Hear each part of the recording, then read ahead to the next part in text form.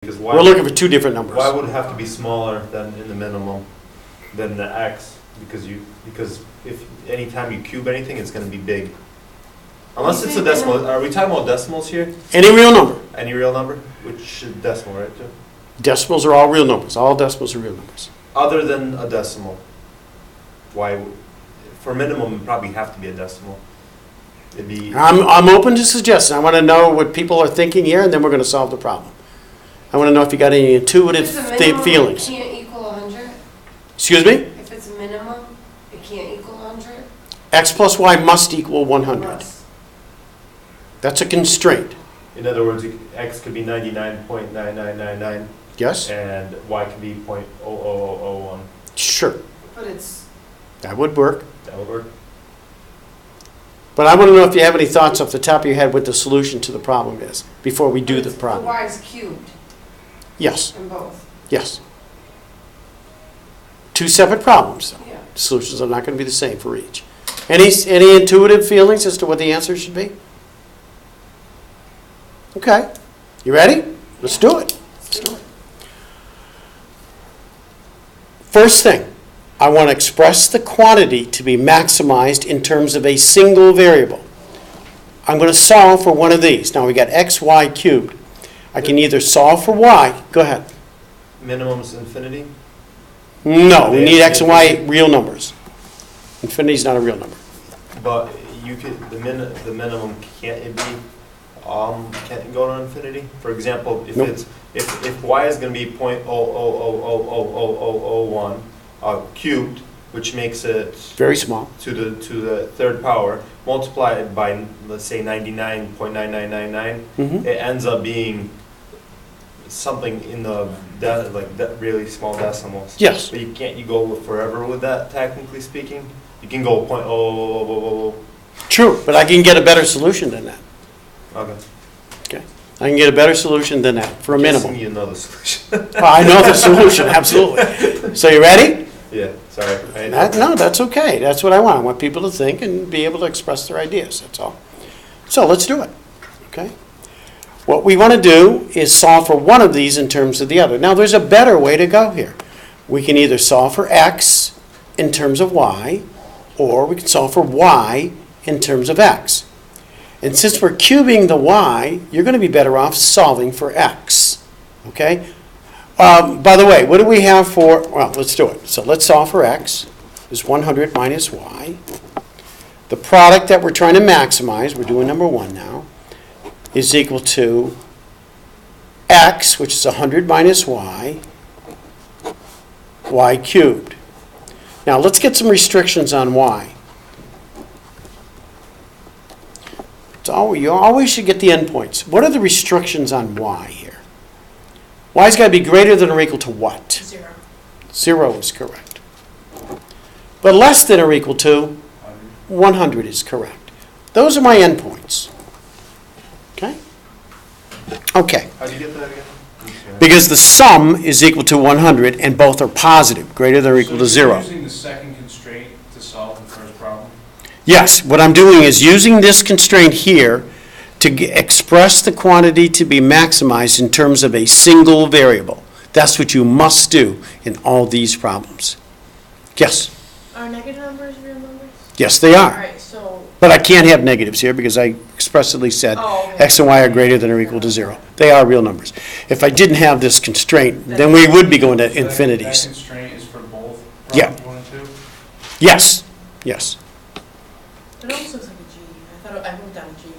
What's that? I wrote down a G. A G. See? You see it? No, I do not see a The G. Y on the top looks like a G because. Oh, okay. Oh, not that one, the other one I was talking about. Oh, whatever. All right, these are all Ys. Oh, this one here? Yeah, I guess it does. Where'd the G come from? Yeah, I don't know. Okay, so, okay. But do you guys know why I solved for x here? X is 100 minus y, because it's easier to have x expressed in terms of y and multiplied by y cubed than it is the other way around. It's not a big deal, but it is something to be aware of. Let's multiply it out. Let's take the derivative.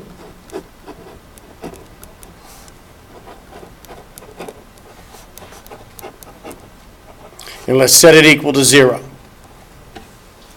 And that gives us max That gives us a critical value. value. Hopefully it'll give us a max, but we'll have to find out. How do you solve this? Well, I can factor out a 4y squared.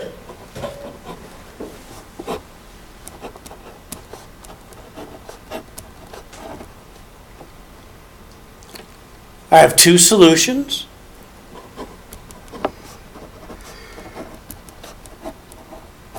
Okay. Now, let's take a look. Let's take a look. Or is it dp dy? Say that again now. Is it dp dy or dy? This is dp dy is equal to 0. This gives me y equals 0 is a critical value. It's a value where the derivative is equal to 0.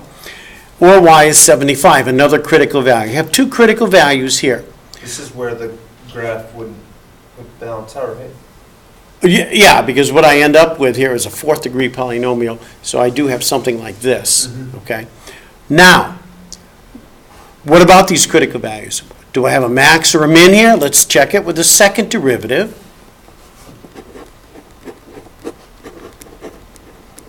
The second derivative here would be 600y, taking the derivative of this, minus 12y squared.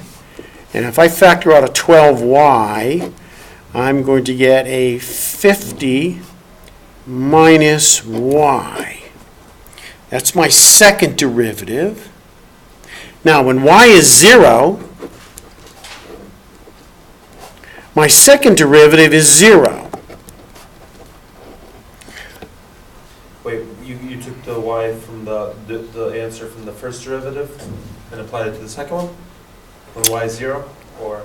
No, what I did is took the second derivative. I got that from my first derivative. Here's my first derivative.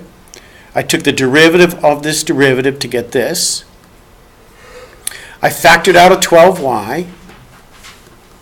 And now I'm substituting in y equals 0 in this expression. And I got that from my first derivative. There's one critical value. And I got a second derivative equal to 0.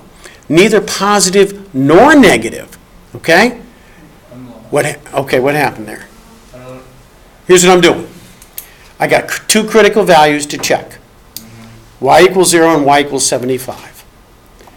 Okay. I got two critical values I'm going to check to see if they are maximums or minimums. How do I check to see if they're relative maximums or relative minimums? I use a second derivative test. I took the second derivative, and now I'm substituting into that second derivative the y equals 0, one of my critical values. Yes. Both of them. What's that? You gotta use both of them. No, I got to use one first and then the other one. Yeah, both of them. Right? Okay, yeah. When you say both, it sounds like you want to put them in simultaneously. I'm doing the y first, and then I'm going to y equals 0 first, and then the y equals 75 next. So now Okay? we're doing 12 times 75. In a minute. I'm not there yet because I got to deal with this first. At y equals 0, this critical value, my second derivative is 0, neither positive nor negative. That tells me I don't have a relative max or a min. Okay? At this point, the second derivative test fails. The test fails. Okay? So 0 is on the answer. Yes. Okay. I'm good. But that's okay. It fails because of the same thing? It fails because the second derivative is neither positive nor negative. It's because you plugged it into 12, y equals 0. And that's it. And it gave me a 0 immediately. Now we're gonna test the second. Now I'm going to test the other one. Y equals 75. Okay. At y equals 75, my second derivative is 12 times 75, okay, which is like 900, okay, times What is that? 50 minus 75, which is a negative 25, okay, 2250, and it's negative, right?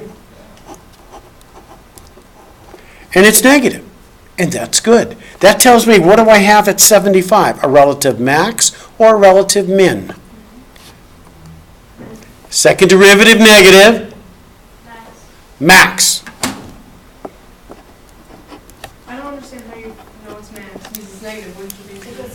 Because when the second derivative is negative, the curve is concave down. Stops at a certain point. And that gives me a maximum value at the top here. Okay. You need one more zero, by the way. Thank you. Okay? All righty? What if they both came out? Then it's possible I have two solutions. But they would have to give me two maxes of the same number, but it's possible I have two maximums that are equal to each other. It's possible.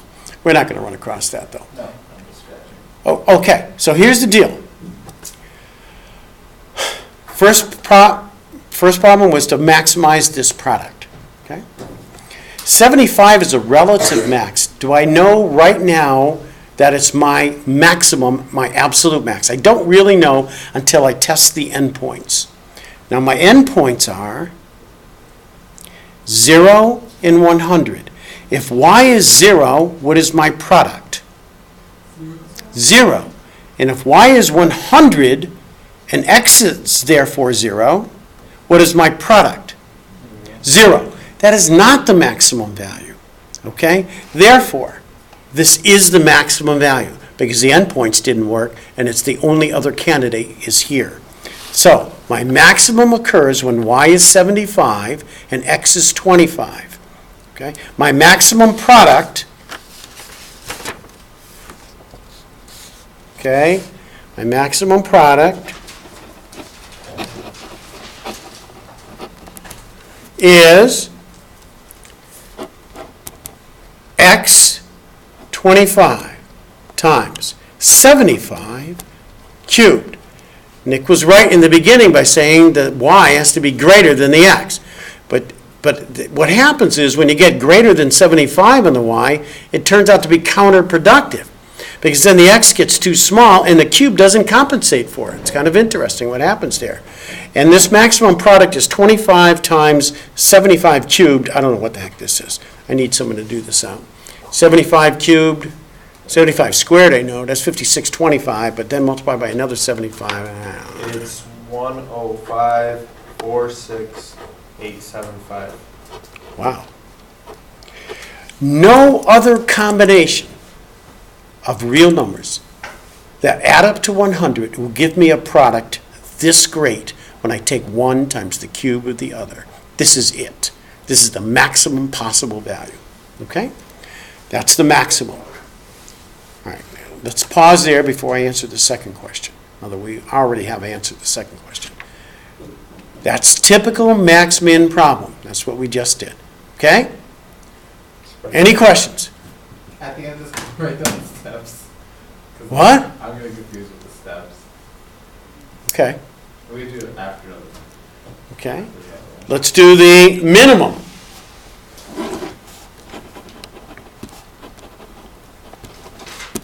Okay, we want to minimize that product of x with y cubed. We only had one critical value, 75, and that turned out to be a max.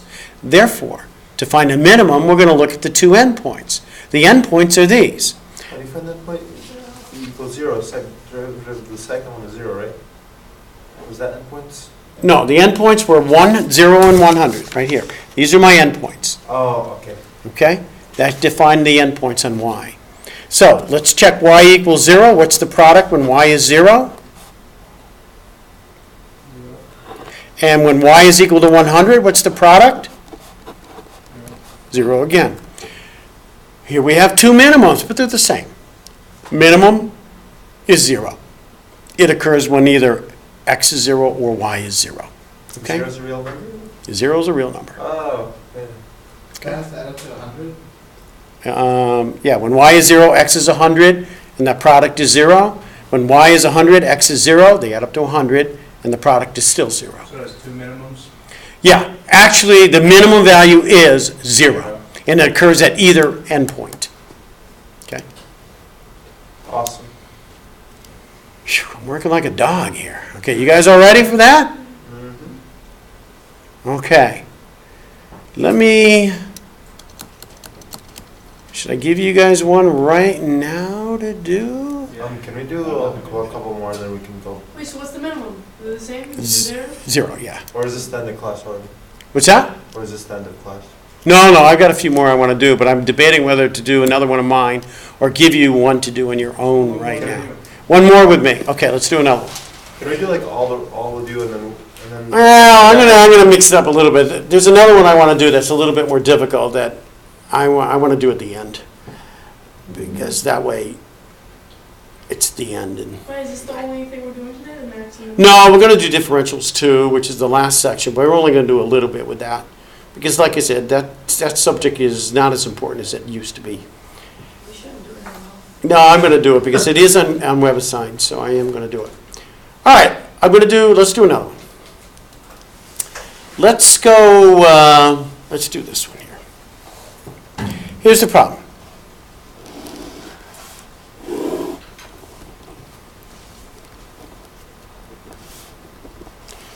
We have this arch in the form of a parabola.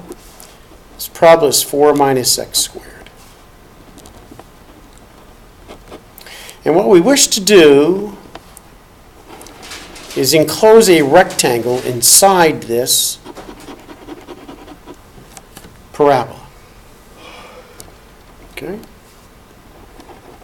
Now, the axis of symmetry for the parabola is going to be right down the middle of this rectangle.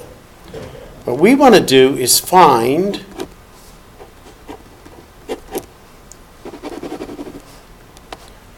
where to place this rectangle so it's inscribed in the parabola, and we want to maximize its area.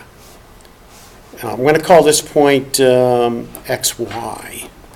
Okay? What's the other one right below the Y? What's that? It's 0? x0 here. This is the opposite of x0. The highest one, is it 0? 0, 4. 0, 4? Yep. This parabola is y equals 4 minus x squared, so its vertex here is at 0, 4. I want to maximize this area. The area is going to be 2x, the length, times the height of y. Okay? And these points are on the parabola. Okay? Wait, why 2x times y? The length of this rectangle is x plus another x, 2x. This length is 2x. Oh, okay, I see what Okay. you mean. See, we've got infinite number of choices. We can make a tall, thin rectangle. We can make a short, squat rectangle, whatever, or something in between.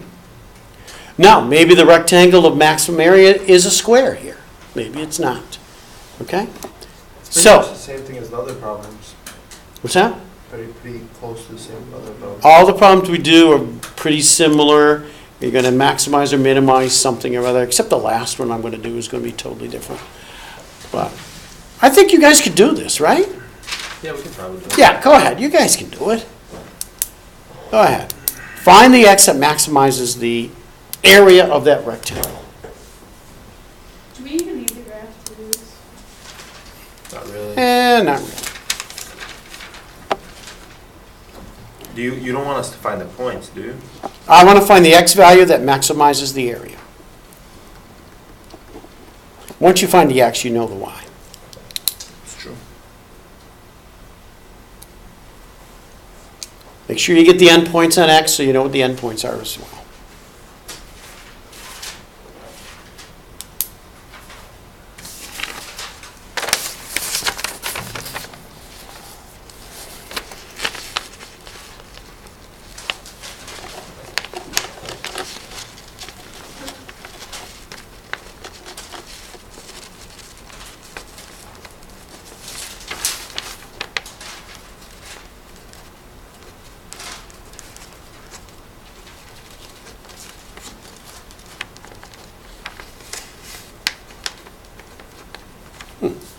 Interesting. It's not what I would have guessed.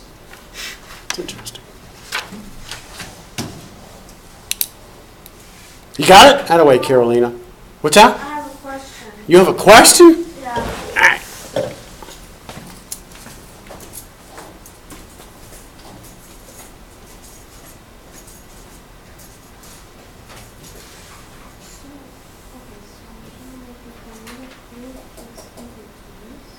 Mhm. Why'd you put a plus here?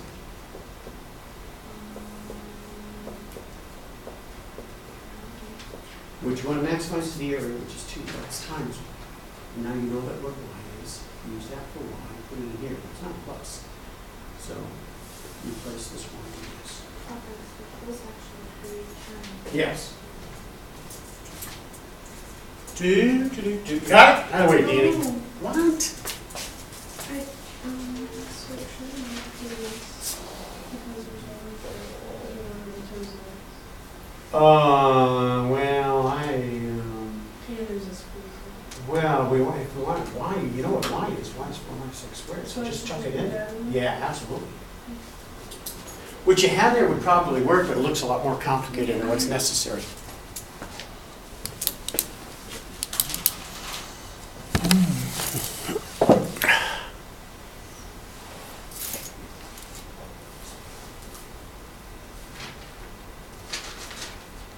What? Oh, no, Damien, don't. Go ahead, try it. Go on the limb. Take a chance. Risk it all. Be a great blackjack dealer. Yeah, yeah. Like the London National. We had some winners from. This is being recorded, right? You can stop recording it, by the way. You don't have to. Just hit record.